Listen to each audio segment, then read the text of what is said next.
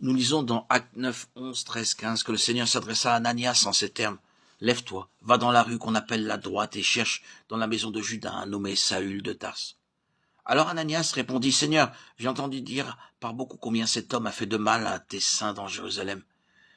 Et il a ici, de la part des principaux sacrificateurs, le pouvoir de lier tous ceux qui invoquent ton nom. » Mais le Seigneur lui dit, « Va, cet homme est pour moi un instrument de choix. » C'est pourquoi nous devons lui obéir sans chercher à comprendre, sans émettre de doute, sans contestation ou discussion. Il faut que nous recevions la révélation du dessein de Dieu pour sa maison, car notre sagesse n'est que sottise à ses yeux. Nous pouvons construire des bâtiments solides, organiser des campagnes, et pourtant ne pas entrer dans le plan et le dessein de Dieu.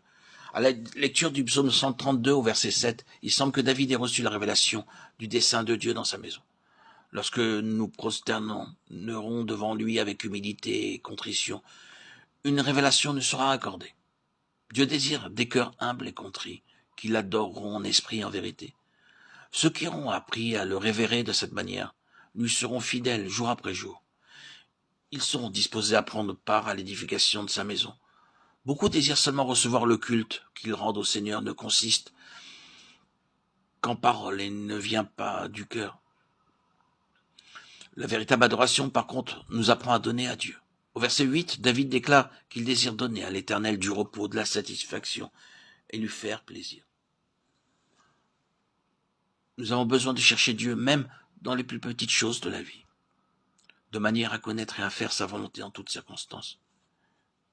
Une telle vie n'est possible que lorsque nous donnons la prépondérance à notre Seigneur Jésus-Christ, afin qu'il soit notre roi. C'est alors que nous apprendrons par expérience et notre obéissance donnera à Dieu son repos. Un jour, David décida de se joindre aux Philistins sans avoir cherché la volonté de Dieu.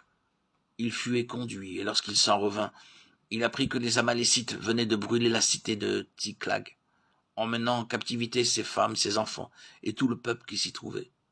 C'est seulement lorsqu'ils se furent repentis, lui et ses hommes, qu'ils purent retrouver tout ce qu'ils avaient perdu. 1 Samuel 30. Dans Psaume 132,9, nous voyons la place que la justice et la joie céleste occupent dans l'édification de la maison de Dieu. À mesure que nous accomplissons la volonté du Seigneur, nous devrions nous réjouir en lui, même s'il permet des persécutions, des chagrins, des difficultés et des épreuves dans nos existences.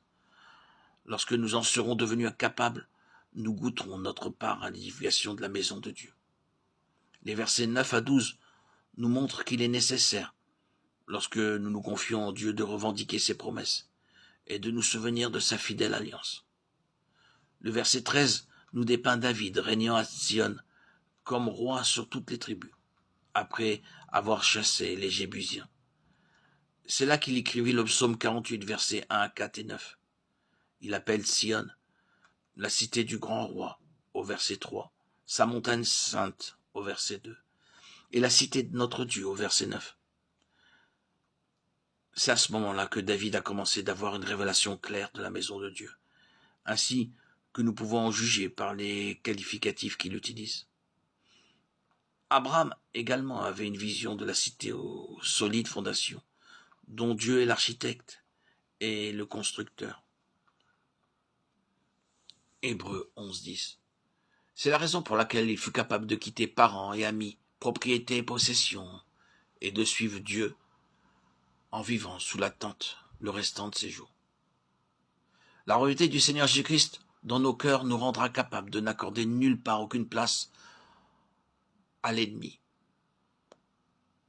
En les acceptant, nous ne pouvons qu'attrister le Seigneur. Méfions-nous donc des Jébusiens, dont parle le Seigneur, 2 Samuel 5, 1 à 10. Car le dessein de Dieu était de faire chasser les Jébusiens. Et c'est pourquoi il accorda la victoire à David et à ses hommes. C'est seulement lorsque celui-ci régna sur toutes les tribus d'Israël et devint le vrai roi de Sion que Dieu lui manifesta sa volonté à ce propos. Si nous nous replaçons à notre époque, les Jébusiens représentent tous ceux qui ne sont pas nés de nouveau et n'ont de ce fait aucune part dans la maison de Dieu. Ces personnes n'ont pas fait l'expérience de la nouvelle naissance et ont été élus pour occuper des charges et être membres de comités du fait de leur influence, qu'elles exercent par leur fortune, leur situation ou d'autres qualifications est en cours dans ce monde. D'autres encore exercent les fonctions de pasteur, de diacre et d'évêque. De telles personnes ne peuvent aucunement participer à la vie de la maison de Dieu, ni contribuer en quoi que ce soit à l'œuvre du Seigneur. Ils ne peuvent diriger ni veiller sur le troupeau de Dieu, comme de vrais pasteurs et bergers. Et tels les Jébusiens, il faut les tenir à l'écart. La présence même de quelques-uns d'entre eux entrave l'œuvre de Dieu.